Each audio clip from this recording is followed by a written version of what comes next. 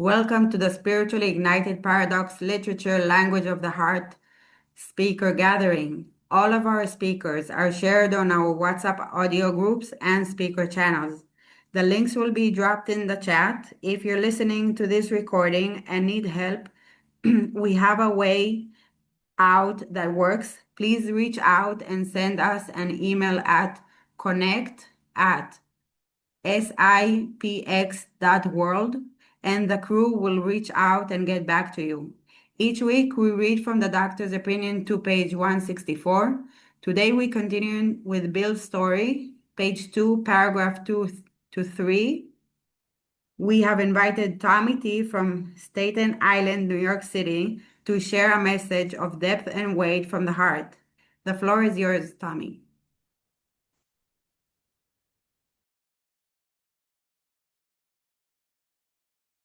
Thanks, folks. My name is Tommy T, and I am an alcoholic. And I have a little reading that I'm obliged to do here, so I'll try to follow along with the rules and regs. I'm not a rules and regs guy, but we'll try. It starts on page 2, and it goes, by the time I had completed the course, I knew law was not for me. The inviting maelstrom of Wall Street had me in its grip. Business and financial leaders were my heroes. Out of this alloy of drink and speculation, I commenced to forge the weapon that would one day turn its fight like a boomerang and all but cut me to ribbons. Living modestly, my wife and I saved $1,000.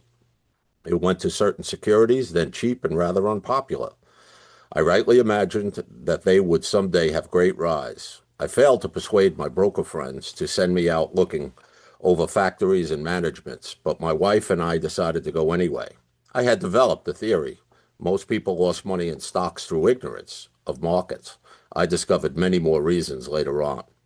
We gave up our positions and off we rode on a motorcycle, the sidecars stuffed with a tent, blankets, and a change of clothes, and 3 huge volumes of financial reference service.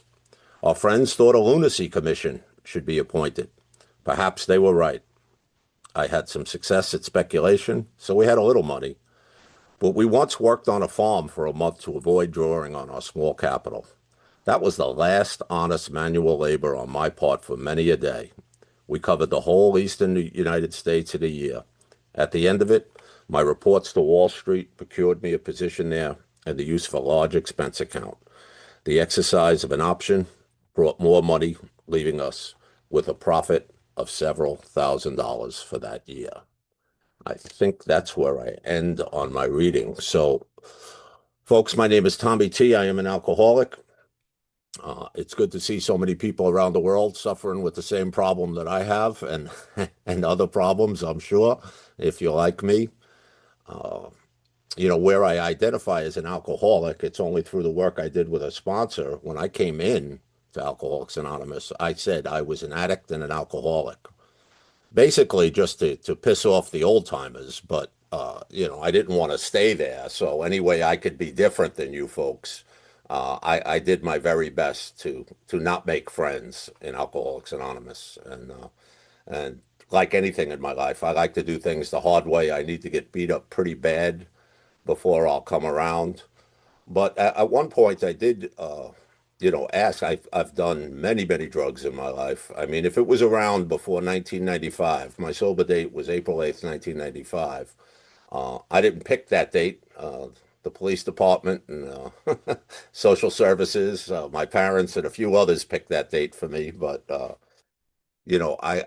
if it was around before 1995, not only did I use it, but I abused it because I just suffer from a disease of more. There's never enough of what I can get to get myself out of me, get me off of me, and just go to oblivion. Many times I would shoot for that term nice. I just wanted to get nice. I wanted to take the edge off. Well, folks, I'm a guy that just always overshoots nice. I go to sloppy, I go to obnoxious, and I get in trouble. My drinking and drug use at one time was fun. Then it was fun with problems, and then it was just problems. And, that's just the way that I go. I go full out every time, and I don't know how to stop. When I first read Bill's story many years ago, I didn't have much identification with the with the languaging and things. I read this book 50 times at least in early recovery because I had no sponsor. I just heard the sayings in the rooms of AA and things like this. I thought they were all corny. I thought you folks were all losers. And I was like, what is this about? How could you not possibly drink or get high? I just couldn't imagine life like that. Uh, and the old timers, I would say to them, listen, I can't even sleep, man. I put my head on the pillow and I'm worried about what I did in the past because when I came in, I was $138,000 in debt to some bad people, not credit cards and IRS debt. That was different. What are they going to do? Send a bad letter to you? Ooh, that's scary. No, I owed loan sharks and mob guys and drug dealers and bar owners, and a lot of them were looking for me. And in early recovery, if a car backfired on Staten Island, I would jump over hedges thinking somebody was taking a shot at me. Uh, I was back on my mother's couch at 35 years old, just a lovely specimen, begging mom to take me back in. I ended up getting fired from a 17-year career in the Department of Education due to my behavior and arrests. It was not looking good for the home team back then, and it just seemed so overwhelming. So if there's anybody on here that's just think you've burnt it so far to the ground, take console yourself in the sense that you're here, you're alive, you can start new. It didn't look like that for me when I came in. But I could tell you 30 years later, not only have I found a life here in Alcoholics Anonymous and a spiritual way of living that doesn't even make me happy. Happy for me is based on material things. It's based on if I get her, I'll be happy. If I get off my mother's couch, I'll be happy. If I pay back that money, I'll be happy. If I get an apartment, I'll be happy. But when I get those things, I always want more, and I'm never happy. I love the term restless, irritable, and discontent. I've always been a discontented person. There's never enough to keep me happy. But what I've found here with you folks and with Alcoholics Anonymous is joy. And I don't need anything for joy. I can have nothing and be joyful. I can have a little riff with my beautiful wife, Cheryl, and be joyous. These things, I'm sorry, something popped up on the screen. I can do all those things just by having a conscious contact with God. And these are things that I would not be speaking to you 30 years ago about. But that's how my life is today. And I can speak with conviction to it because it's the truth. And the truth is a whole new subject for me. When I came in, I would tell lies just because I would walk away from people and say, why did I just lie? I don't know. It's just what I do. I was a liar and a thief before I ever picked up drugs or alcohol. I picked up at 11 years old. I'm the product of an alcoholic home. My dad was a real Dr. Jekyll and Mr. Hyde. Never knew which dad was coming home, happy dad or crazy dad. For a period there when I was about 12, 13 years old, my mother, who I wish would have found Al-Anon at some point because she endured a 44-year marriage that was just brutal on her. And it was brutal on some of us too. But, she stuck with the only man she ever loved through thick and through thin. But at one point, she couldn't beat him. She couldn't control his drinking. So she joined him. So that was a really crazy time in my childhood because you didn't know who was going to be drunk and naked on the floor. I saw a lot of things in my home that a young boy shouldn't see. I heard a lot of things I shouldn't hear, and I just always felt different. And that difference just made me do some crazy things. I was a real chameleon. I tried to fit in with every group of friends and everything. And I don't know, if I was born an alcoholic, if I had the tendencies, if my lifestyle brought me there. It doesn't really matter to me. I know when I pick up alcohol, which I did at 11 years old, I can't stop. And that alcohol use will lead me into so many other bad decisions in my life. And when I found marijuana, I smoked weed for 23 years. I don't think I missed a day. If it came down to I had no money, As long as I had a pack of Marlboro and some weed, I was good. I would eat peanut butter and jelly on the end of the breads. I wouldn't buy food. I would buy weed. I think I smoked pot every day for 23 years. But I don't identify as a marijuana addict because I don't have the phenomenon of craving for that. I don't have a mental obsession that takes me back. I didn't have a problem when I stopped smoking weed, but boy, did I obsess alcohol. Uh, I smoke a joint, I get nice. I don't just smoke pot to pass out, but that's how I drink. With cocaine, I absolutely love cocaine, uh, any form, and I believe if you can snort it, you can smoke it, and if you can smoke it, you can shoot it, and I did all those things and contracted hepatitis C from that, and got myself in some pretty bad health issues over the years, but I just loved it. But folks, every time that I went through, and I went through many periods of trying to stop on my own, every time I'd relapse, alcohol was involved first. I have a mental obsession that'll bring me back to alcohol each and every time. And it's driven by that spiritual malady, that disconnected feeling, that feeling I'm not good enough, the feeling that I don't fit. Uh, and even when I came into Alcoholics Anonymous, I didn't think I felt. You don't understand. My problem is different, So therefore, I stuck to the addict thing just to get those older guys, angry at me. I didn't want to stay. I just wanted to get off probation or through the court proceedings and go on about my thing. I'll come up with a better plan so I can continue doing what I'm doing. And meanwhile, my life was a mess. Uh, but I did have a lot of fun. I played bass guitar in a band in my teen years and into my early 20s, and back then in the late 70s, early 80s, New York City was a pretty hopping place musically, and playing CBGBs and Max's Kansas City and the Mud Club and all these. Now we were never the headline bands. We were the first band of five, So we were going on when nobody was there, but I didn't care. I was a star, and I felt like I fit there. We would just get so blasted and go about it. And then we'd steal from the club and get in fights in the club and all the problems that would come with that. And it just went on like that for many, many years. The arrests came. I've been arrested 6 times, minor crimes. I'm not a real thug. I thought myself to be a wannabe wise guy, but, I'm just not cut that way. When things got serious and the crime started to get more and more serious, I backed away from that. I know I don't do prison well. I heard a guy in a convention one time. He said, well, I had to do 5 to 7 years, but I prison well. This boy does not prison well. I'm telling you, I've been in jail a few times for maybe a total of 2 weeks over my whole life. And when those bars close behind me, I'm like, where's my mother with my bail? I mean, and I'm 6'2". Back then, I was in a good shape, not like you see me now. I could fight pretty well, but man, something about jail just does not mix with me. I don't do it well, and so I tried to stay out of that as much as I could, but it didn't work out that way. And on my third DWI, my last arrest, I went out just for a few drinks.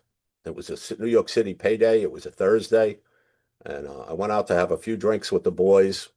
And well, I'll back up a little bit. In 1990, I went through some of the worst times in my drinking career uh, because I tried to control my drinking. I knew I had a problem. I knew it was out of control, but I wasn't prepared to give it up. I wasn't prepared to go to AA. AA was the last stop on the block. I am not going there. You go there, you die. That's the way I looked at it. And so I tried to control that drinking for a while. And the way that went was I'd work all week. I'd work hard. I'm pretty much a workaholic when I'm not drinking. And I would go to the bar, and at that point I was 30, and it wasn't the clubs anymore. It wasn't the nightclubs. It wasn't any of that. You're the oldest guy in the club at 30. It's not a good look for me. And so I would be in the neighborhood gin mill, the saloons, sawdust on the ground, shuffleboard table, pool table. You could get they called it a chicken dinner for 25 cents. It was a hard-boiled egg. The place smelled like beer and urine, and I just loved it. And I loved it. And I'd be in there with 3 or 4 65-year-old men. And I would just sit in my stool. I had my own stool. Yes, I was pretty much the king in the Armory Inn on Staten Island. And I'd get my Jack Daniels and my beer, and I'd just start drinking it away to oblivion. And I had a little apartment down the street, and if a young lady would come into the bar, she didn't have to be young. It's a program of honesty. It could be any woman come into the bar. I'm your guy. My competition at the bar is 65 years old. I'm in my 30s. I'm in good shape. I got an apartment down the street. I think I can make this work. So I'll get a six-pack of beer on my tab because that's the way I roll. And I'd get this young lady or woman down to my apartment. We would have a romantic evening. She would remember my name in the morning. I would remember hers. My car's outside and it's not cracked up. Uh, we'd go out. I would open the door for her. I would take her to breakfast. I would drop her off either at her car or her home. And she would say, I had a wonderful time. I'd love to see you again. I said, oh, yeah, me too. And she would give me her number and I would just drop it out the window after she left. And then I'd go home and I'd say, well, my mind would start working on me, that mental obsession. Uh, maybe you're making too much out of this alcoholism thing. You just had what I would call a successful night, getting ossified without any of the consequences. I never wanted to stop drinking. I wanted the consequences to stop. Uh, so my mind would start working on me on Saturday, and you can go do this again. You could do this again, and so I'd go up to that same bar. I'd give into it almost every time. I'd go up to that same bar, sit in that same stool, order that same Jack Daniels, that same beer, but no woman would come in. So now the bar is closing down at about 2 o'clock. The old man's bar would close, and I'm not done yet. I would kid myself. I was going to New York City to look for a date, uh, but I was going to look for all other substances, and the freakier the better for me. New York City is a freak show, and I know all the doors to bang on, and I was fearless after a few drinks, and I would go to some of the worst places. Bill calls it the most sordid places on earth. Well, I found them all, folks, and then I'd wake up, and I'd come to, and it'd be Tuesday. And I'm like, oh man, where am I? And I'd peek out the blinds. Oh, I'm up in the Bronx again, or I'm in Connecticut, I'm in Jersey. I don't even know where I am. My car's missing. The drug dealer's got the car for collateral. I don't know about that. Uh, how am I going to get home? I reach into my pocket. I have some paper there. I pull it out. I say, oh, good, I got some money. And it's 5 ATM slips. I wiped out the bank account. I can't even pay my rent. And I look over in the bed and there's that cross-dressing dude. And I'm like, oh my God, how did I do this again? Because it's happened more than once, folks. And the remorse and horror of that and would keep me sober for a little while. That's what those 5 years looked like. I would stay sober based on the consequences of my drinking, how bad it was for a period of time. And I was able to do that. If you crack up your car, well, listen, everybody, it was a hobby to drive drunk back then. It wasn't a felony, So you crack up your car, 2 weeks. I won't drink for 2 weeks. Everybody cracks up their car. Uh, you get in a fight with that 65-year-old man and you beat him up. I felt pretty bad about that. That was a month of sobriety, or abstinence. You wake up with Alex. That's pretty bad. That was 2, 3 months. I felt bad every time that happened, and that's how it went. But I never knew what was going to happen. Was it going to be the romantic date, or was it going to be a total debacle? And that went on for 5 years. And I could tell you the hell, the mental hell, and the emotional hell I went through.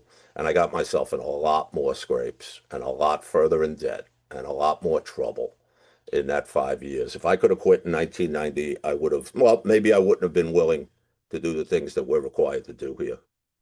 And we are required to do some things here if we want to live a joyous life. So I came to Alcoholics Anonymous. I told you a little bit about what that looked like. I was just against everybody. I would fold my arms. I would come 5 minutes before the meeting. I would leave 1 minute after the meeting. If anybody, I would sit in the back. And if any of the old timers would say, hey, let's start in the back, I would get up and leave my seat, go to the bathroom, or I would leave the meeting because I was too afraid to raise my hand and say, I'm Tommy T. I'm an alcoholic. or an addict. I would just leave. I couldn't do it. You cannot live with that internal fear and that discomfort for very long. At least that was my experience.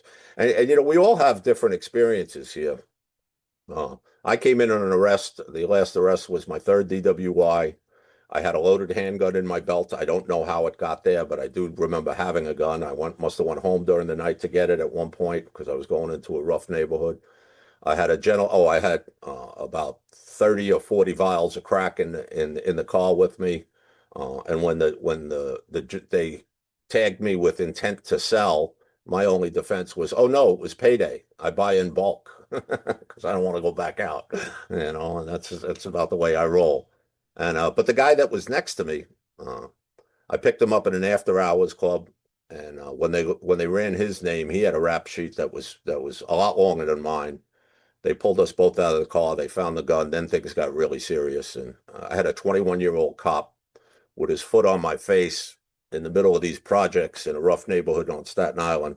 And he said to me, if you move, I'm going to blow your effing brains out. And tough guy that I am, I start crying. And I said, you be doing me a favor. I couldn't believe I put myself in that spot again. And this guy that I was with, we both got released a few days later, about 4 days later, got put out on bail. He kept going. See, fear sobered me enough. Just like in Bill's story, fear sobered him a bit. I did not want to go to jail. And these were serious charges. And I was told I was going to do a year in jail. And he kept running and gunning. And he broke into his girlfriend's house during a run during the day. And like nice guys like us do. And he was going through the cabinets and everything. And her high school daughter was cutting out of high school and caught him. And he freaked out and he stabbed her 27 times. You know, and he was going to be the first man put to death in New York State in many, many years. But he got off on like a mental condition. And I don't look down on that guy. I look at that as, but for the grace of God goes I, because when I'm in that drug-induced, alcohol-induced stupor of over 3, 4, 5 days that I haven't slept, I'm capable of the very same thing because I am not in my sound mind or body at all. Luck, I don't know, whatever. I just never went there. But I know I could. So, you know, that's just a little background on that stuff. But when finally, after about 13 or 14 months here, the arrest caught up with me. I got fired from the New York City school system, and I became serious about Alcoholics Anonymous. I'd celebrated a year of abstinence, no home group, no sponsor, no nothing. And I was out of my mind. And I really wanted to kill myself because I couldn't imagine continuing not drinking and not getting high. And it was a tough time for me. And but I asked a guy came over to me and approached me, and he was just reorganized a little different than people that I knew. He was happy. He was joyous. I didn't even know what joyous was back then. But I shared about losing this job at a men's meeting, and I was crying. I was a mess. I wish I could go back in time and smack the living crap out of that kid because I just took that meeting hostage that night. And he came over to me and he said, Tommy, I'm really worried about you. I think you're going to drink. And I said, I'm not going to drink. I got enough AA in me now to know that's not my answer. But I really want to kill myself. And I meant it. And he looked at me, and I love AA for this. He looked at me and he said, well, you know, that's a real permanent solution to a temporary job problem, Tom. Don't you think you're being a little dramatic? I wanted a pat on the head. I wanted somebody to hug me and tell me it was going to be okay. This guy's like goofing on me, you know, like being dramatic. But he said, you know, the good news is you never have to feel this way again. And I promise you, well, I guarantee you that if you're willing to read the book of Alcoholics Anonymous and do what the book tells you to do, not what I tell you to do. I'm not going to tell you anything to do. You can have a spiritual experience that can overcome this and lead you to a life that you don't even know exists. And nobody in those first 12, 14 months had ever promised me anything. They told me I'd always be recovering. I would never get better. You know, I had a lot of intensive intensive outpatient programming. It was a different type of discussion about recovery. It wasn't the AA recovery. And I said, I went into George's house Tuesdays and Thursday nights for the next 3 months with the intent to prove Alcoholics Anonymous wrong. I was going to be Rarely. I was going to be the guy that this didn't work for. That's where my mind was at that point. But all of a sudden, I started to have an experience with this book. See, they used to tell me, read the literature. Nobody ever died from insomnia. So I read this book 50 times before that. I never got anything out of it. Didn't even notice the steps were in it. You would think where it says now we're at step 3, sharp guy like me, I would pick up on that, but it went right over my head. I went right to the stories, I like the stories. I didn't notice the directions were in there. But there was something about reading it with another man that we were reading the doctor's opinion, and my mouth must have popped open because George said, "What's going on?" And I said, "I can't believe this book was written about me in 1939. There it was. That phenomenon of craving, that allergy to alcohol, my mental obsession. And then we did a little test we did on the bedevilments on page 52, in part of We the Agnostics. We jumped to that. And because I told him how I felt and how those feelings would always drive me back to drinking. And he asked me 9 questions that were on there. He turned those statements into questions. Was I unhappy? Did I feel useless? Am I full of fear?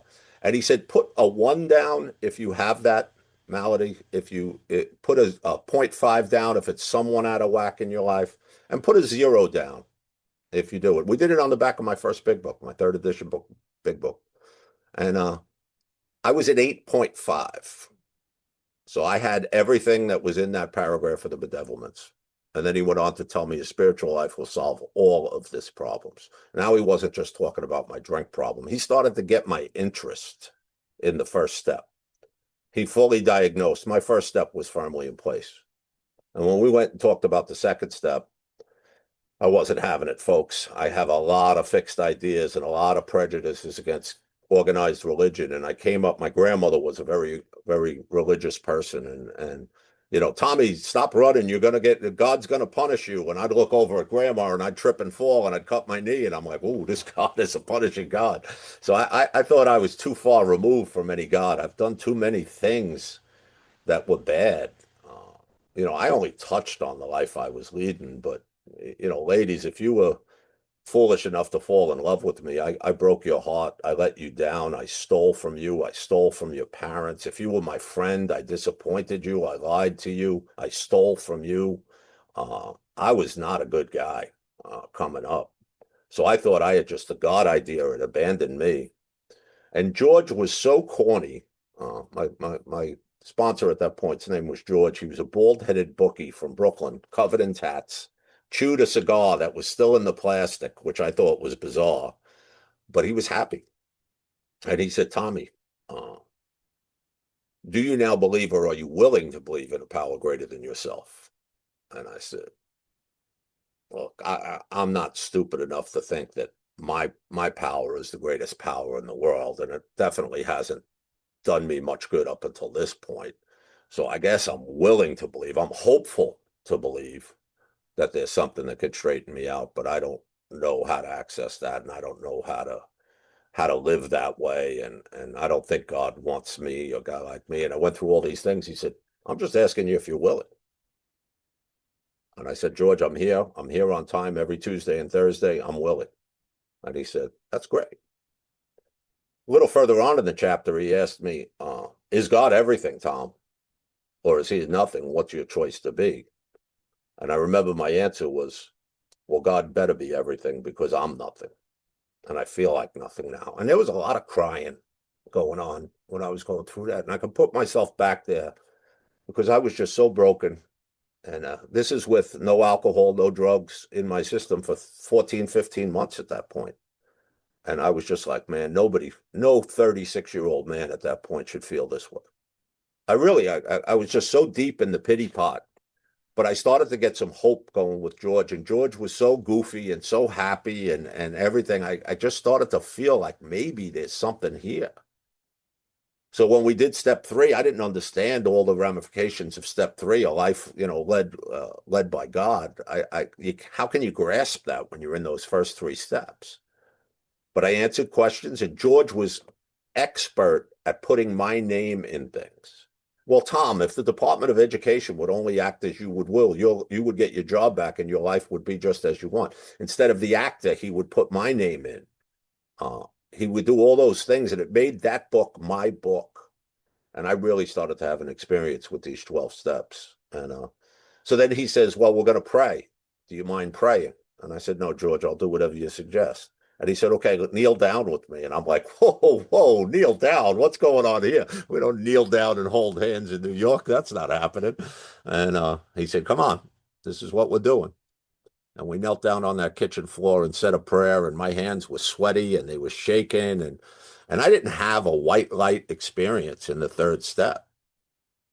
Something happened, but I don't know what it was. It wasn't a white light experience as explained in some of the stories in the big book. But what happened was we got up from that prayer, and he gave me a big hug, and I wasn't too good at taking hugs back then, so I was kind of backing away a little bit. But he was so corny. He reaches underneath the table, the kitchen table we would sit at, and he pulls up one of those black and white composition notebooks, and he says, next, we launch out on a course of vigorous action. And I'm like, oh my God, this guy is bizarre, and he's excited. And I didn't know that I was the first guy that he ever took through the 12 steps. So he's jacked up. My man is high on life right now. He's just going at it. He's got himself a pigeon, and we're going into inventory.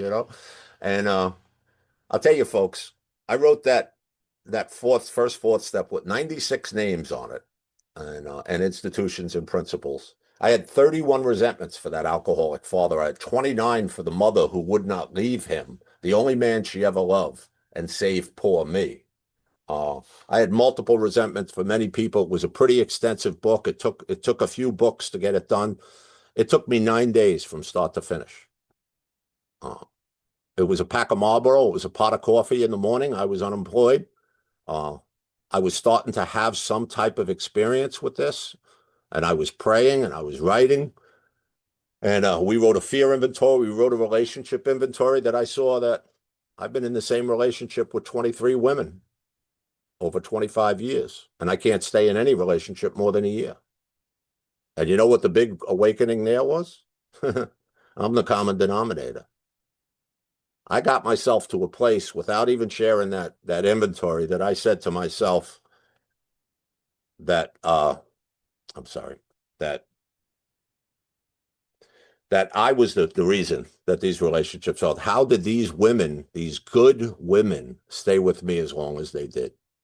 And that was hard to look at. It was a sobering effect right there.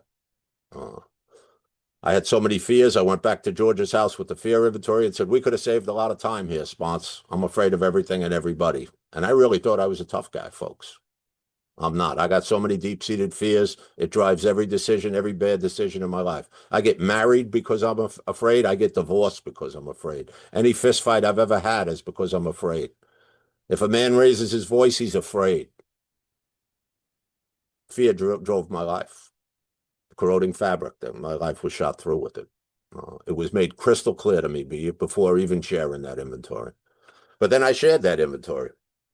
And I lied because that's what anybody would do. And at that point, I'm not telling George that I woke up with guys. I'm not telling George I'm a deadbeat dad. I have 2 sons that I don't even know. I didn't tell you that I put a boy up for adoption when I was 17 and my girl was 16, and I've never met that boy. He's 48 years old now. His name is Matthew. I have a son, Brett, who's in my life now. He's 40, but I wasn't seeing him. He was 8 years old at that time. I've done a lot of bad things in my life, and I wasn't prepared to tell a man all those things. So when I got to the place we were doing this inventory, I looked at the back, and that all that stuff didn't fit neatly into resentments or the categories that we talked about in inventory. So it was under those things that I would take to the grave. It says, don't take things to the grave. And so I ripped those 3 pages out like any alcoholic might do, and I put them under the seat of my car. And I went up like, all right, George, I'm ready to go. And I read him about 3 hours worth of resentments, fears, and relationship stuff. And he was happy, man. He was like, Tommy, I am having such a great time taking you through these 12 steps, man. You're doing great work. He said, but I do want to tell you one thing. You know, if you've left anything out today, I'm going to be home taking to quiet time with God. And you're going to be told to go home and do that as well. If anything comes up, give me a call. We didn't have cell phones back then, folks. You had to actually dial the phone at home, you know, and get somebody at home.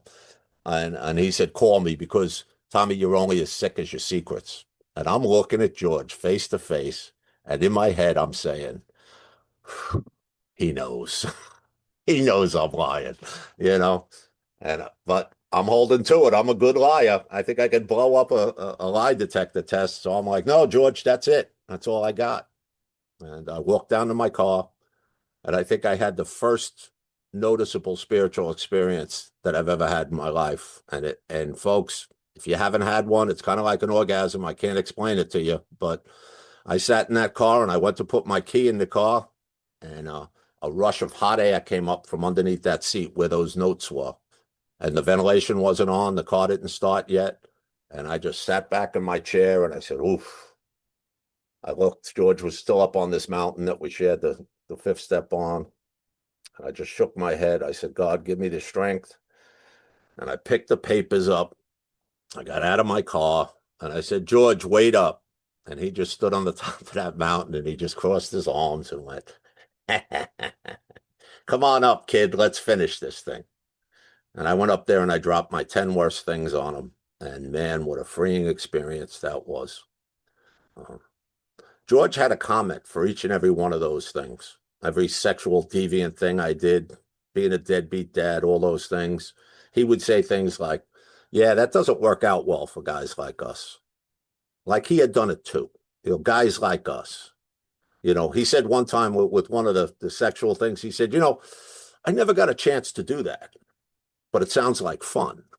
You know, like he made my worst stuff like it was nothing. And then his hug of me after that was so enthusiastic. He was a smaller man than me. He tried to pick me up. He was jacked up. He said, my house tomorrow, we're doing 6 and 7. I'm cooking pasta. I said, I'll be there, brother. And it was just awesome. And my fifth step experience was that I went home that night and I put my head on that pillow and I went to sleep in like 30 seconds, folks. There was no fear of the future. There was no regret of the past. It was just me, and I went to sleep, and I slept to a level of like REM sleep that I hadn't done in years. It was awesome. It was awesome. So we did 6 and 7. I identified character defects. I started to pray to act the opposite way of my character defects. That's how simple 6 and 7 was for me. You know, if you're new here and you haven't done a 6 and 7 step, don't sweat it. Because your character defects will find you the longer that you are here. They will eat your lunch and they will break you down again in recovery to where you're going to have to deal with them at some point. You know, you can't come in and still live dirty and expect to have a clean life. You know, we have to get rid of those things. I mean, God has to help us, but I learned the hard way with that. Then we get to amends and I'm petrified. I'm not doing amends. That's ridiculous. You know, come on. I'm just not doing it anymore. Isn't that good enough? What do you mean I got to pay back $138,000? And with interest, he said. I'm like, interest? I don't even know how to calculate interest, you know, pay it back. I'm on my mother's couch. What do I do? I'm not working, you know. It's just, it was really scary to me. And so I balked. I balked for about 2 weeks. I stopped going to the meeting George went to. I stopped calling George.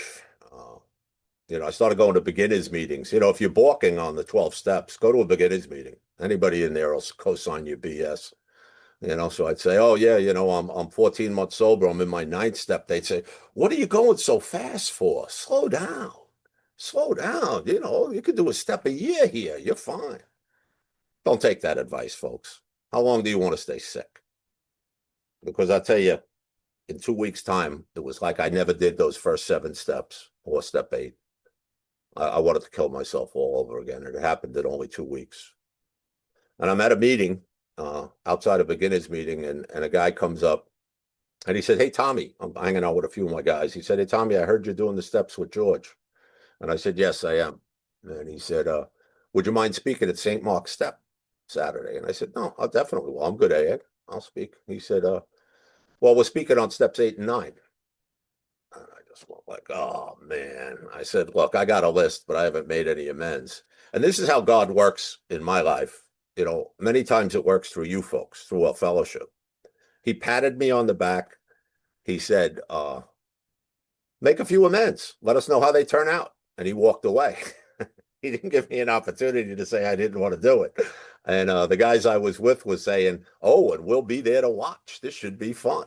So like fear of being judged badly or looking bad, it kind of drove me into getting in my car, going home, praying a little bit, and calling George. And folks, we have an unfair advantage here with Alcoholics Anonymous because nowhere on this earth do you get the graciousness, the kindness, the availability that a good member of AA will show you, or NA or CA, whichever, it doesn't matter. If that man is practicing these principles in all his affairs, I called George with all the worst fears in my head, what he was going to do and say, no, I'm done with you and all this. And, you know, George said, I was praying you'd call. Come on over. We'll review the 9th step. I'm putting on coffee. You don't get that anywhere. You don't get that with your doctors, with your barber, with your dentist. You got to make appointments down the road. George said, come on over. He got in another room from his wife, and he met with an alcoholic who needed his help. And he reviewed those with me. And I went out to my family, and I started making amends. And I don't have time to talk to you about all those amends stories, but it was phenomenal. You know, if I was ever graced with the, you ever hear that question, you know, is there anybody deceased or any historic figure you'd like to talk to? I'd like 15 minutes with Bill. I would really like to pose to Bill. Bill, have you ever made amends? I don't hear any of these big amends stories from you, and I think I would hear some from you. I said, and you also said rare 9 out of 10 times the unexpected happens. That's leading me to think you never did one, Bill, because 10 out of 10 times the unexpected happens. You know, the mobster I thought was going to kill me hugged me and told me he found Jesus in prison. Don't worry about it, Tom. We all did bad things. Don't worry about that. I'm like, are you kidding me? You know, the woman that I thought maybe I'll be able to jump back in the sack with, she smacked me. The one I thought I was going to get smacked, she wanted to jump in the sack with me. I mean, it just went that way. I know nothing. It showed me how ridiculous my fears are. I'm still alive. I'm living a great life. I've helped some of those people or their family members over the years. We don't know how those amends are going to affect people. You know, the women that I told that I stole from and things like, oh my God, I thought I was crazy. I thought I lost that money. No, you just dated me. I'm sorry, and I want to make that right. You don't know the effects that we have when we go out and do this. Make your amends, folks. Make all of them. You know, and then I live my life today on steps 10, 11, and 12. And I have been through the first 9 proposals about 10 or 11 times in my 30 years here. Every now, it's just the way that I work this program. You know, I think I need an overhaul every now and then, clear up some of those big issues, especially in America. You know, we got to do the politics stuff. So, you know, I look at that every now and then, every few years, and I'll do that. But folks, I've done more growing as a man and furthered my connection with God more in steps 10 and 11 than any 4th step. 10 and 11, they are not extra credit. They are not maintenance steps. They're in the top 12 proposals for a reason. So, you know, turn to God when upset, when resentful, when selfish, when dishonest, when fearful. Get yourself trained to turn to God immediately. Get out of yourself. You know, make those amends quickly if you've harmed any. But don't sit in it and feel bad about it. We all act like idiots now and then. At least I still do. You know, I'm married with 4 kids now and 3 grandkids. I don't show up perfect every day. So I need that 10th step in my life on a daily basis. I pray and I meditate every day. Every day. I pray throughout the day. I write a nightly review every night to look at my days, and I learn a lot from that, how I show up to life on a daily basis with the nuances that gets thrown at us every day. That's where I do it. And then step 12, folks, if you're here for a little time and you got something, anything to share to somebody, and that could be a ride to a meeting. I'm not talking about just sitting and reading with the book with somebody. You got to give back. You got to give back. I owe my life to those men that were there and listened to my newcomer nonsense for hours on end when I was broken at my worst point in my life. How could I not give that back? I just can't. I have a debt to Alcoholics Anonymous and these men on Staten Island that I will never be able to pay back. So I work with others. I have a rehab commitment that I go to. If I'm asked to speak somewhere, I show up. Even if it's CA on Zoom, I show up.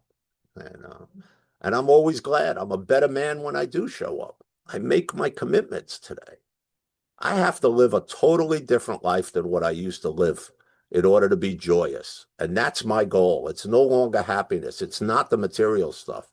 I mean, I've been blessed through the amends process. I did make amends to the CEO of the Division of School Facilities for the Department of Education, told him everything, shocked him by telling him how bad of an employee I was and the life I led. And that led to a chain of events that not only got me that job back, got me back pay for the time I was fired. And you know why God did that? You know why God fired me, folks? It's clear as bell. I don't see it when it's happening. But I was so focused on the material, about the money, about getting off my mother's couch and all that stuff or if I got her, I'd be okay. If I got that car, I'd be okay. It was all about the material and nothing about the spiritual. So God removed my means of making money. He made me beg for spiritual help. And then they turned everything around. So after I go to that CEO and I tell him, as honestly as I possibly can, what a terrible employee I was, what a terrible man I was, he was astounded with my honesty. And what happened when I got my job back? I became like the most trusted guy in the Department of Education. And I rose the ranks over the years, being so grateful that I had that job back, that when Jim, the CEO, retired about 20 years ago, I got his job. I ran the biggest school system from a maintenance and operations standpoint in the world. How does this happen? It happens by following our program of recovery to the best of your willingness. Simple, but not easy. A price has to be paid. But the price, when you weigh it against the way that I felt before this program, it's not much of a price at all. Now, I had to break down self a little bit. But with the sponsor's help and with God, that just comes along with the territory. I've been taught a way of living here that is beyond wonderful. It's beyond words. I've been with the same woman for 19 years now, and I love her more today than I did when I met her. And she's crazy, folks. She's one of us. She is crazy, certifiable. And I know there's a couple guys on here that know her. They'll back me up on that. But man, I wouldn't have it any other way. That son that I abandoned, that I met 8 years, when he was 8 years old, he's my best friend today. His name's Brett. Now, I've never met Matthew to this day, but I have a letter in my jewelry box for him. I have a picture of me holding him when he was born. I'm on some websites with my DNA and things like this. And if he ever wants to look, he can find me. I don't know if he was told that he was adopted or anything. It's not my place to go search him out and just show up and possibly ruin a family's life. That weighs heavy on my heart at times. So recently, what's come to me in prayer, meditation, and doing some service, because I got a consideration of helping my wife with the grandkids at church. I go to church on Sunday now. It's bizarre, folks. It's just bizarre where I've been taken. But I'm going to go get confirmed in the church. And this is not a religious pitch at all. Believe me, I'm still fairly agnostic when I get to the church part of things. But I'm going to take the name Matthew as my confirmation name. At least he'll always be with me. We do what we can do. I love this life. I love Alcoholics Anonymous. I love CA. I love NA. I love any group of folks that are trying to get out of that vicious cycle of drug addiction and alcoholism and just become better people. I live my life today to be a service. Might sound corny, but that's what I pray every morning to be a better husband, a better father. When my parents were alive, a better son. I just want to show up in life and show God how grateful I am for this life that you folks have given me. Uh, I don't know if I've gone long enough or too long, so I'm going to let it end there if that's okay. So thanks for having me today. Love you guys. Thank you so